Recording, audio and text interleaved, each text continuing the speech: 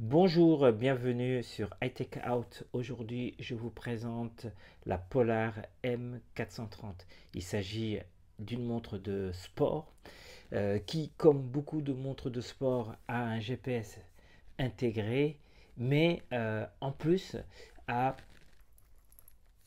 un capteur cardiaque intégré. Ça aussi, on en voit de plus en plus qui ont cela. Vous savez que Polar, c'est un leader historique des montres avec ceinture cardiofréquence mètre. Là, il l'intègre, mais ce n'est pas la première montre de la marque à intégrer un capteur cardiaque. Il y avait auparavant celle-ci qui fonctionnait sous Android. Il s'agit de la M600. Voilà. On y reviendra. Donc, euh, l'une des choses que j'ai appréciées dans cette montre, c'est l'interface, la navigation, l'ergonomie de façon générale. Déjà, le port est agréable, globalement. Même si, comme pour d'autres montres, il faut la serrer assez fort là pour qu'il y ait la lecture qui se fasse correctement, théoriquement, que la lecture se fasse correctement. Je reviendrai sur justement la captation, la détection de la circulation sanguine, parce que c'est le principe. Et il y a ici des capteurs, il y a la lumière qui est envoyée, des capteurs qui détectent le passage de la circulation, qui détectent la circulation sanguine. Donc je reviendrai là-dessus plus tard. L'interface. L'interface est vraiment sympa, facile. L'ergonomie, comme j'ai dit, euh, est bien pensée. On navigue facilement dans le menu. Les pictogrammes, le graphisme, dans l'ensemble, sont clairs. On revient en arrière ici. Ici, vous avez un dessin qui représente l'état d'activité dans lequel vous êtes au repos. Quand vous marchez, il y a ce petit personnage qui se met à marcher. Quand vous courez, les pas sont plus rapides. C'est vraiment bien fait. C'est sympa, bien fait, efficace. On va voir au niveau de la navigation. Ici, vous avez à chaque fois l'indication de l'état d'activité auquel vous avez atteint pendant la journée. Enfin, au moment où vous consultez ça, par exemple, ma journée, on valide avec ce bouton. Là, bon, je n'ai pas, j'ai pas beaucoup bougé depuis ce matin. Donc, il me dit que l'activité quotidienne est à 2% par rapport aux objectifs fixés. Par exemple, 10 000, les fameux 10 000 pas quotidiens. Et vous l'avez vu, quand on veut le détail, ici, il indique le temps d'activité, 22 minutes. Euh, donc, le nombre de pas. Ce qui est bien, c'est qu'il indique ce qu'il reste à faire en termes d'activité pour atteindre le seuil fixé, donc 56 minutes de course à pied ou 2 heures 8 minutes et ou rester 7 heures 9 minutes. Donc ça c'est sympa, c'est bien fait, c'est vraiment bien fait. Alors quand vous voulez démarrer une activité, c'est ce bouton là, le fameux bouton rouge que l'on trouve sur les produits, les montres de Polar. Là, on détermine quel type d'activité on veut faire. Course à pied, cyclisme, natation. Vous avez compris que c'est hermétique. Marche à pied, séance de musculation et les autres euh, différentes activités que l'on peut faire. Les milles, etc. etc. Voilà. J'ai testé la montre principalement en mode course à pied et au quotidien. La regarder pour ce qui est du GPS justement. L'une des bonnes surprises, bon, c'était annoncé, ils ont communiqué là-dessus, mais on l'a constaté, je l'ai constaté, c'est la détection du GPS, la rapidité de détection du GPS. Le GPS à l'extérieur, en général, en quelques secondes, en moins d'une minute, les satellites sont détectés. Donc, je reviendrai tout à l'heure sur... Donc là, on revient en arrière.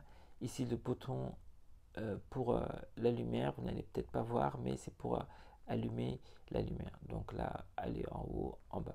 On va en venir à la mesure de la fréquence cardiaque. Comme je vous l'ai dit, j'ai testé plusieurs montres qui ont la détection de la fréquence cardiaque au niveau du poignet. Jusqu'à présent, dans les tests que j'ai pu faire sur iTakeOut, aucune ne m'a satisfaite. Aucune donnée des données correctes ou se rapprochant de façon suffisante à la valeur qu'on peut avoir avec une ceinture cardiaque ordinaire. On va lancer ici la détection, parce qu'on peut avoir ici, il y a les tests de fitness. Pour l'instant, voilà, cette vidéo, c'est un avant-test. J'espère pouvoir avoir la possibilité de tester la montre plus longtemps. Alors là, il me dit recherche de la fréquence cardiaque. On peut faire cette recherche de fréquence cardiaque en dehors d'une activité physique, en dehors d'un entraînement. Et voilà. Il me met qu'il ne peut pas détecter ma fréquence cardiaque. Alors, c'est le problème que j'ai eu avec cette montre. Je précise que c'est une montre on m'a dit que c'était en bêta. Il se trouve que j'ai fait le test avec une autre personne qui d'ailleurs s'occupe des RP de Polar, et avec cette personne ça a marché. Donc la montre à l'état actuel ne fonctionnerait pas avec tout le monde. Peut-être qu'une mise à jour va permettre de résoudre cela. Il faut savoir que cette montre a le même capteur que la précédente, la M600. Vous voyez, ce serait le même capteur. Et sur cette montre, la M600, vous allez voir, c'est pour ça que je vous dis, alors là j'ai la M600, alors c'est sous,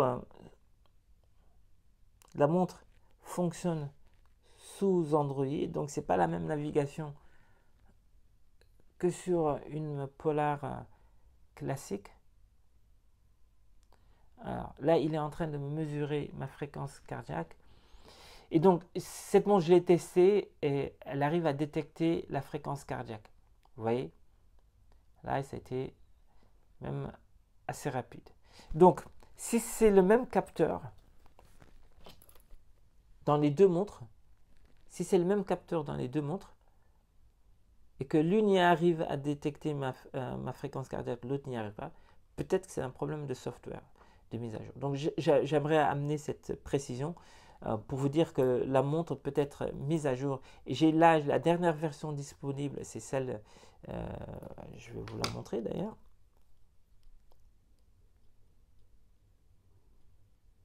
Ah voilà. Donc, voici la version que j'ai utilisée. Le firmware 1.013. Voilà. À l'heure actuelle, c'est celle, j'ai fait la mise à jour il y a juste quelques jours. Pas longtemps. Donc ça ne marche pas. Donc si la détection se fait avec la M600 et elle n'arrive pas à se faire avec la M430, et si ce sont les mêmes capteurs, qui sont effectivement utilisés. Donc, ça serait certainement un problème de software, de firmware, à moins qu'il y ait un défaut physique au niveau de la montre, quoi. Donc ma conclusion sur cette M430, c'est que bon, j'espère pouvoir tester une version définitive. Là, c'est un avant, c'est une prise en main, c'est un avant-test. Mis à part donc ce problème de détection de fréquence cardiaque, l'ensemble, le reste me paraît vraiment très satisfaisant. Pour l'instant, je ne suis pas rentré dans les détails, je n'ai pas fait des tests approfondis. Tout ce qui est test et bilan, tout ce qui est entraînement proposé, programme d'entraînement, je ne suis pas rentré dans cela. Mais en tout cas, dans l'ensemble, mis à part ce problème de détection de fréquence cardiaque, la montre me paraît très agréable à utiliser. Bravo pour la détection rapide du GPS. Voilà. Ceci étant dit, l'une des propriétés essentielles de la montre, c'est effectivement, et c'est dans l'air du temps, d'avoir cette détection là au niveau du poignet. Donc, j'espère avoir le fin mot de l'histoire, j'espère pouvoir tester cette M430 plus tard, et que cette fois-ci, la détection de la fréquence cardiaque fonctionnera. Voilà ce que pour l'instant je peux vous dire de cette montre, donc la Polar M430. Merci d'avoir regardé cette vidéo, portez-vous bien, au revoir.